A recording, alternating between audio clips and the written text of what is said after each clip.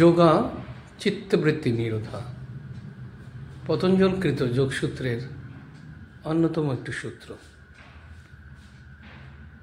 বলা হচ্ছে ক্ষেত্রে যখন আমাদের চিত্তবৃত্তি নিরুদ্ধ হয় তখনই কিন্তু যোগ সম্পন্ন হয়।